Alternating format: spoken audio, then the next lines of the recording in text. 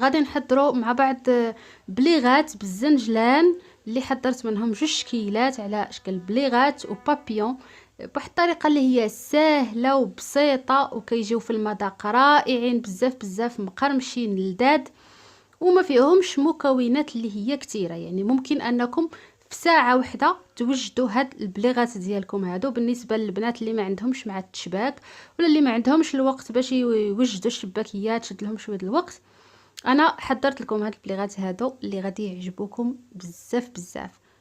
دوزو معايا نتعرفوا على مكونات هاد البليغات هادو مع الطريقه على بركه الله.